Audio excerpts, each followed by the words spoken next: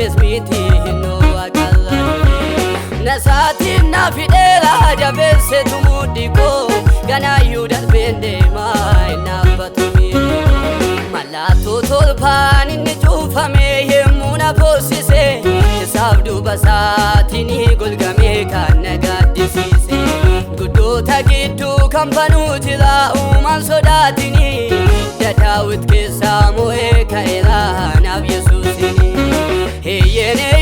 na feya mamela hulagan ko na fujeta mela kan ko yamamela heyene na feya mamela hulagan ko na fujeta mela na feya mamela heyene na feya mamela hulagan ko na fujeta mela kan ko yamamela heyene na feya mamela hulagan ko na fujeta mela na feya mamela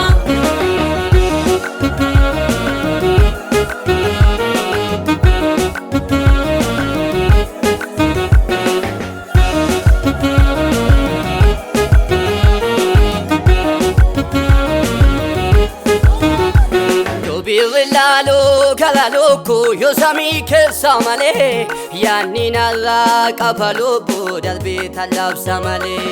na hinabu kulubin ko abula sanjabata wala gufti chada kaani kulutu solalata yubili lalo kalaloku yosami kesamale yani nalla kapalobu dalbi talab samale na hinabu kulubin ko abula sanjabata wala gufti chada kaani kulutu solalata wallahi daman kane ko abula sanabdufe sanyin zalika mesmiti no akalla nasati na fidela jabese tumudiko gana yuda bende mai na batumi malato tolpan ni chufame yemuna posise sabdu basati ni gulgame kanagadisise gudu tagidu kampanu tila uman sodatini dadawit kesamu ekaila nab yesusini heyene na feya mamela hulagan ko na fujeta mela kan ko yamamela heyene na feya mamela hulagan ko na fujeta mela na feya mamela heyene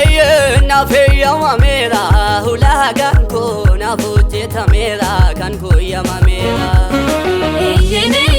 na feya mamela hulagan ko na fujeta mela na feya mamela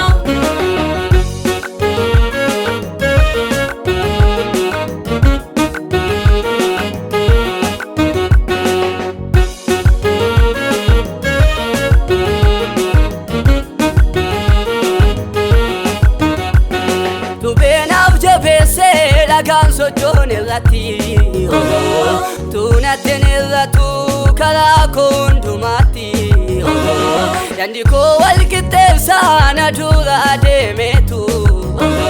kotu dalpinante da kufubu bukisetu galigala ko ule jalala tenna tekso galigala ko kandada botab chupa mota tiksu galigala ko ule jalala tenna tekso galigala ko kandada botab galla mota tiksu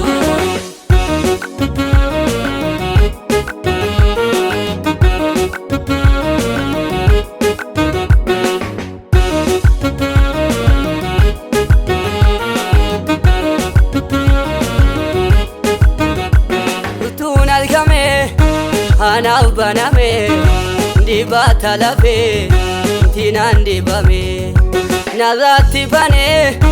ulaya nasa nagoda teza naltu manasa ya nasate kan pagoda nazati chala kiso bala palani yesuseni anfalsu ko hiniso chunjalala isa qofa kan laphee koo mo'ate garaa harmee koo keessatti dursee kan naaf filate ayyaana isaatee kan fagoodhaan irraatti caalaqqisu